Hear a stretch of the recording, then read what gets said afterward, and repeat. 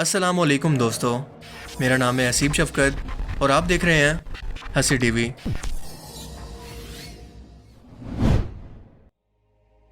حضرت عبداللہ بن عباس سے روایت ہے کہ نبی پاک صلی اللہ علیہ وآلہ وسلم فرماتے ہیں، جس کا مفہوم کچھ یوں ہے کہ اسرا یعنی براق پر مسجد الاقصیٰ کے لیے سفر کے وقت زمین پر مصر کے قریب ایک مقام سے گزرتے ہوئے مجھے اچانک سے ایک بہت ہی پیاری خوشبو کی مہک آنے لگی۔ میں نے تجسس میں جبرائیل علیہ السلام سے پوچھا کہ یہ کیسی اچھی خوشبو ہے، یہ اتنی پیاری خوشبو اچانک سے کہاں سے آ رہی ہے؟ تو انہوں نے جواب دیا کہ یہ فرعون کی بیٹی کو کنگھی کرنے والی خادمہ مشاطہ اور اس کی اولاد کی قبر سے آ رہی ہے۔ آپ صلی اللہ علیہ وآلہ وسلم نے اس واقعے کو جاننا چاہا کہ ایسا کیا ہوا تھا جو اس عورت کو اتنا اعلیٰ مقام دیا گیا۔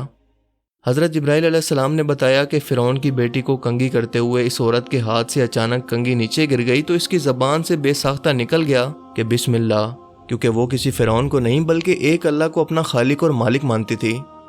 فرعون کی بیٹی نے یہ سنا تو کہنے لگی کہ اللہ سے تمہاری مراد میرا باپ ہے نا، یعنی فرعون۔ اس خادمہ نے جواب دیا کہ نہیں، میرا اور تیرے باپ کا پروردگار صرف اللہ ہے، صرف ایک اللہ جو کہ سب کا مالک ہے۔ فرعون کی بیٹی نے یہ سنا تو کہنے لگی کہ میں یہ بات اپنے باپ کو بتاؤں گی۔ اس عورت نے بنا ڈرے اللہ پر بھروسہ کر کے کہا کہ جب میرا اللہ میرے ساتھ ہے تو مجھے کسی کا کوئی ڈر نہیں۔ اس لڑکی نے ساری بات اپنے باپ کو بتائی۔ فرعون نے اس خادمہ کو اپنے پاس بلوایا اور کہا کہ کیا میں نے سچ سنا ہے؟ کیا تم میرے سوا کسی اور کو رب مانتی ہو؟ میں خدا ہوں، کیونکہ میں اپنی مرضی سے لوگوں کو مار بھی سکتا ہوں، انہیں زندگی بھی دے سکتا ہوں، یعنی ان کی جان بخشی کر کے۔ وہ عورت کہنے لگی کہ ہاں، تم نے سچ سنا ہے کہ میرا اور تیرا پروردگار صرف اللہ ہے۔ فرعون نے یہ سن کر سپاہیوں کو حکم دیا کہ اسے ہنٹر سے ماریں۔ اس پر طرح طرح سے ظلم کی شدت بڑھاتا رہا، لیکن اس عورت کا ایک ہی جواب تھا کہ اے فرعون، تیرا اور میرا رب صرف ایک ہی ہے۔ یہ سن کر اب فرعون کو شدید غصہ آیا کہ اگر اسے چھوڑ دیا تو میری غیرت کا سوال ہے، اور دوسرا میری باقی رعایا بھی بالکل ایسے ہی میرے ساتھ بغاوت کرنے لگے گی۔ اس لیے اس عورت کو سبق سکھانا بہت ضروری ہے جو باقی تمام لوگوں کے لیے عبرت کا نشان ہو۔ لہٰذا اس نے ایک بہت بڑا تیل کا برتن منگوایا اور اسے تب تک گرم کرنے کا کہا جب تک اس میں سے شدید گرمائش اور کھولنے سے دھواں نہ نکلنے لگے، اور حکم دیا کہ ایک ایک کر کے اس عورت کو اور اس کے 5 بچوں کو اس گرم تیل کی کڑائی کے اندر ڈال دیا جائے۔ یہ سب سن کر اس مومنہ عورت نے فرعون سے کہا کہ میری صرف ایک درخواست ہے۔ فرعون سمجھا کہ شاید اپنے بچوں کی خاطر یا ڈر کر یہ اپنی جان کی بھیک مجھ سے مانگے گی، مجھ سے معافیاں مانگے گی، تو تکبر سے پوچھنے لگا کہ کیا ہے وہ درخواست۔ لیکن اس عورت نے کہا کہ جب میں مر جاؤں اور میرا اور میرے بچوں کا گوشت جسم سے الگ ہو جائے تو میری اور میرے بچوں کی ہڈیوں کو ایک ہی کپڑے کے اندر جمع کر کے دفنا دینا۔ فرعون نے کہا کہ ٹھیک ہے، منظور ہے، ایسا ہی ہوگا۔ سو فرعون نے حکم دیا کہ ایک ایک کر کے اس کے بچوں کو آگ کی طرح تپتے ہوئے تیل کے اندر ڈال دو۔ پہلے اس عورت کی آنکھوں کے سامنے اس کی 2 چھوٹی بچیوں کو گرم تیل کے اندر ڈالا گیا جو کہ دیکھتے ہی دیکھتے جل کر راکھ ہو گئیں، اور اس کے بعد سب سے چھوٹے بچے کی باری آئی جو کہ ماں کی چھاتی سے لگا دودھ پی رہا تھا۔ یہ بچہ مشکل سے 1 سال کا بھی نہیں تھا۔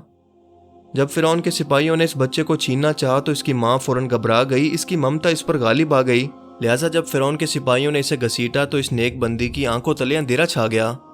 تب اللہ تعالیٰ نے اس دودھ پیتے بچے کو بولنے کی طاقت دی، جس نے اپنی ماں سے کہا کہ امی جان، افسوس نہ کریں بلکہ اس آگ کے اندر چھلانگ لگا دیں، کیونکہ دنیا کا عذاب آخرت کے عذاب سے بہت ہلکا ہے۔ یہ سن کر اس ماں کے دل کو تسلی ہوئی اور اس ماں نے بچے کو آگ میں ڈالنے کے لیے اپنی نظروں کے سامنے اسے سپاہیوں کے حوالے کر دیا۔ اس ماں کے ایمان اور قربانی کا اندازہ ہم تبھی لگا سکتے ہیں جب ہم خود ماں باپ ہوں اور اپنی آنکھوں کے سامنے اولاد کو ذبح کرنا پڑے۔ آخرکار اس کی ماں کو بھی اس گرم تیل کے اندر ڈال کر مار دیا گیا، اور اس عورت کو اور اس کے بچوں کی ہڈیوں کو اسی جگہ پر ایک ساتھ دفنا دیا گیا۔ اور اے اللہ کے رسول، جو آپ خوشبو کی مہکیں دیکھ رہے ہیں وہ دراصل اس کے جنتی محل سے آ رہی ہیں۔ ابن عباس رضی اللہ تعالیٰ عنہ فرماتے ہیں کہ انسانی تاریخ کے اندر 4 چھوٹے بچوں نے وقت سے پہلے کلام کیا۔ عیسیٰ ابن مریم، صاحب جری، جو بنی اسرائیل قوم کے ایک نیک شخص تھے، ان پر جب ایک بدکار عورت نے اپنے ناجائز بچے کا الزام لگایا تو اس بچے نے خود بول کر اپنے باپ کا نام بتایا۔ تیسرا یوسف علیہ السلام کی گواہی دینے والا بچہ، اور چوتھا فرعون کی اس خادمہ مشاطہ کا بیٹا۔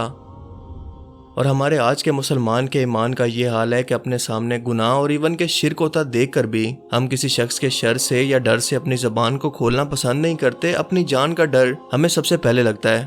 لیکن اس خادمہ کے ایمان کا اندازہ لگائیں جسے پتا تھا کہ میرے اس گناہ کی سزا صرف اور صرف موت ہے، مگر پھر بھی حق کی خاطر وہ اس ظالم بادشاہ کے سامنے بھی نہ صرف ڈٹ گئی بلکہ اپنی سب سے قیمتی چیز، دنیا کی سب سے قیمتی چیز اولاد کو بھی قربان کر دیا۔ اور تب جا کر اس عورت کو یہ مقام ملا کہ اللہ کے رسول بھی آسمان میں اس کے جنتی محل کی خوشبو کو اتنا دوری سے محسوس کر رہے ہیں۔ اس واقعے میں ہمارے لیے سب سے بڑا سبق یہی ہے کہ جو اللہ نے اس بچے کے ذریعے اس کی ماں کو دلوایا کہ ماں جتنا بھی تکلیف ملے، اللہ کے راستے میں جتنا بھی ظلم برداشت کرنا پڑے، جتنا بھی زیادتی ہو، اگر اللہ پر بھروسہ ہے تو صبر کرو، کیونکہ آخرت کا عذاب دنیا کے عذاب کے مقابلے میں بہت سخت ہے۔ اس پیغام کو اگر آپ سمجھ جائیں تو اس کے اندر صحیح معنوں کے اندر قیامت چھپی ہوئی ہے، کیونکہ آج بھی ہمارے معاشرے کے اندر وقت کے فرعون موجود ہیں جو کہ اپنی طاقت کے نشے میں غریبوں کا حق کھاتے ہیں، انہیں ناحق قتل کر دیتے ہیں، لیکن اتنا با اثر ہے کہ قانون بھی ان کا کچھ نہیں بگاڑ سکتا۔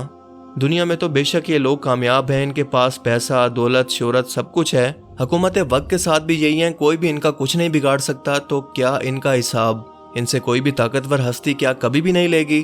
کیا ان کے اس ظلم کے بدلے میں انہیں ایسے ہی چھوڑ دیا جائے گا؟ بالکل نہیں، ان کا حساب بروز قیامت کے روز ہوگا، اور ایسا سخت ترین حساب ہوگا جہاں ان کی نہ کوئی سفارش کام کرے گی، نہ ہی کوئی بہانہ اور نہ کوئی چلاکی کام آئے گی۔ جبکہ دنیا کے عذاب کے بدلے میں یہ مظلوم لوگ فرعون کی اس خادمہ کی طرح جنتی محل حاصل کریں گے۔ یہی مقصد ہے قیامت کا، اور یہی حیثیت ہے اس دنیا کی زندگی کی۔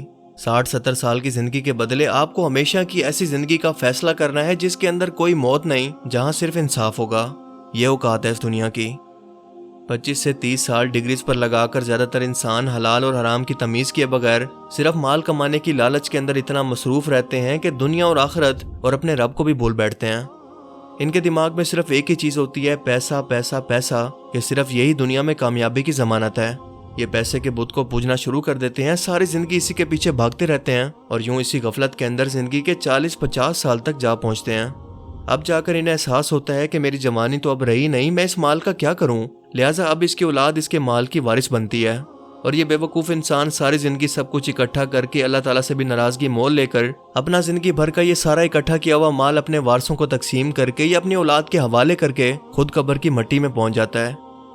جو کچھ بھی آپ اکٹھا کر رہے ہیں اللہ تعالیٰ کو بھلا کر، عبادت سے غافل ہو کر، یہ سب کچھ آپ کا نہیں بلکہ آپ کی اولاد کا مال ہے، جیسا کہ اللہ تعالیٰ قرآن کریم کے اندر فرماتا ہے، جس کا مفہوم یہ ہے کہ ابن آدم کہتا ہے کہ میرا مال میرا مال، دراصل تیرا مال تو صرف وہ ہے جو تو نے کھا لیا یا پہن کر بوسیدہ کر دیا، باقی تو تیرے وارثوں کا مال ہے۔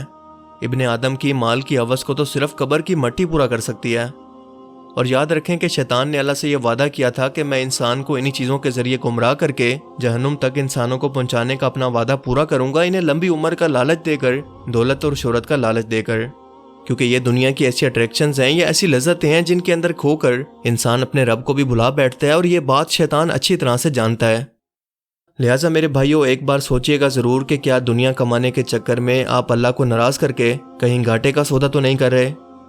اللہ تعالیٰ ہمیں سمجھنے کی اور نیک عمل کرنے کی توفیق عطا فرمائے، آمین۔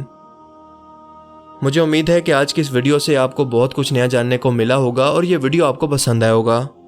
اگر یہ ویڈیو آپ کو اچھا لگا تو اسے لائک کیجئے، اور اب میں ملوں گا آپ سے ایک ایسی ہی نئی انٹرسٹنگ ویڈیو میں۔ تب تک کے لیے اپنا بہت سا خیال رکھیے گا۔ Thanks for watching this video. اللہ حافظ۔